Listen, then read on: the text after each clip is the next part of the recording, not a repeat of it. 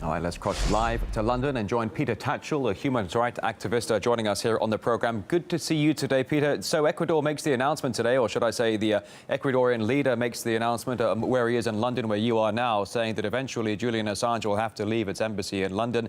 Has it had a change of heart? Why do you think Ecuador is now changing its position? Well, the simple answer is we don't know, but clearly pressure has been brought to bear, presumably by the United States. Possibly some trade or aid deal, who knows? But what we do know for certain is that the first duty of any state is to protect the life and liberty of its citizens. Julian Assange was granted Ecuadorian citizenship. He was granted political asylum. So for the prospect of the president revoking those protections that go with citizenship and asylum, that's a very, very big deal, a very big step to abrogate the right to protect an Ecuadorian citizen and effectively, if he is forced out of the London embassy, effectively to hand him to a foreign power. Now, when it comes to what will happen if Assange is forced out of the embassy, I really think the ball is in the British government's court. It could come to an agreement. Yes, Julian Assange did skip bail, that's true, and under the law he has to pay a penalty. But the British government could decide that will be a swift and nominal penalty, as would often be the case in these instances. But the big, really important thing is for the British government to give an assurance that he will not be extradited to the United States, where we know that a secret grand jury has been convened and where he's likely to face very serious charges which in all probability will end him up in prison perhaps for 30 or 40 years. I don't think a whistleblower, or well actually Julian Assange is not actually a whistleblower, he's a publisher. He published what others blew the whistle on, and I don't think someone who is concerned about freedom of information, the right of the public to know, someone who's published that information in the same way that the New York Times or the Guardian has published information, I don't think they should face the risk of 30 or 40 years in jail in the United States. Yeah, Peter, what does it mean? What does it mean, regarding your last comment there? What does it mean about the freedom of speech, for example? What about unveiling and lifting the lid on covert operations around the world? Why has Assange been vilified so badly by members of, the Western hierarchy and establishment?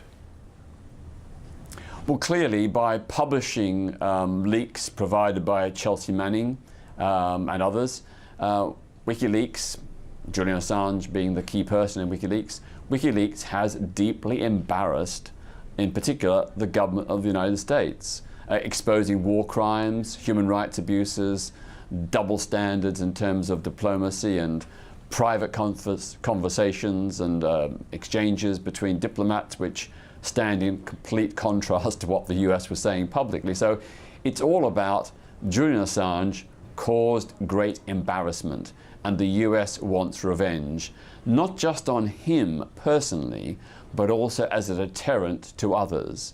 And I think that whistleblowers and publishers who shine a light on government deception and government abuses, they are public servants of the highest order. They deserve protection, not persecution. And the tragic fact is that if Julian Assange and WikiLeaks had not published that information, we, the public, would not have known about those war crimes and crimes against humanity. So, Peter, do you think it's a good service, a good thing that Assange has done to enlighten the public to know about some of these aspects of foreign policy? Absolutely. I mean, the United States is founded on the principle of government of the people, for the people, by the people. That the people have a right to know that the government is the servant of the people. The government was not serving the people by keeping these war crimes and deceptions secret. It was speaking in public, saying one thing, and in private doing something different.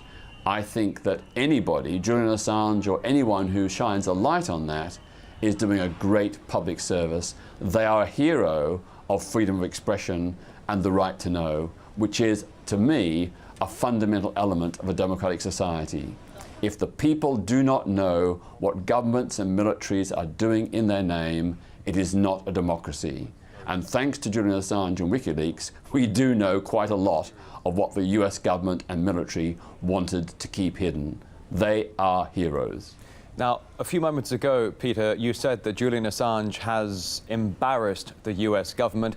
I've heard US officials, senators and congressmen calling him a traitor, accusing him of treason. One pundit on Fox News calling for Julian Assange to be shot, to be assassinated. We've seen the anti-Assange movement among the Western governments, but also we've seen a huge amount of public support for him from the basic, average, ordinary person. What do you expect in response now to Assange's possible fate? Are you expecting widespread public protests, or are the people going to stay quiet?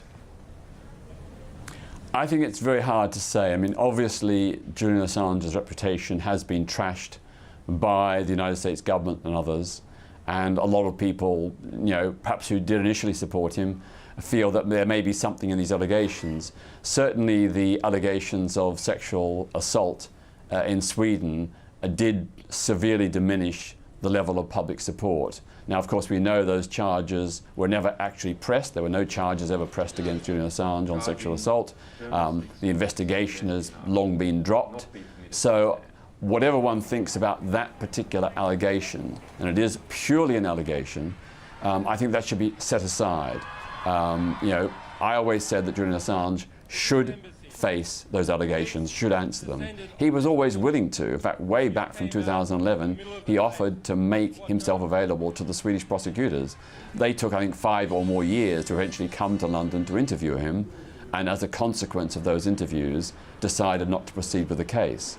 So, it is a murky case that has been clouded by these allegations, and they are purely allegations, I stress, of sexual assault. So in terms of public support, I'm hoping that people will see the big picture, which is not to diminish the allegations of sexual assault in any way, but they will see the big picture that in this particular instance, Julian Assange is facing very serious charges for publishing information that we, the public, have a right to know about government abuses and military abuses. He should be judged on that, and on that basis he should be given support, even if people have disagreements or reservations about the sexual assault allegations. Human rights activist Peter Tatchell joining us live here on this breaking news regarding Julian Assange. Many thanks. Appreciate that. Thank you.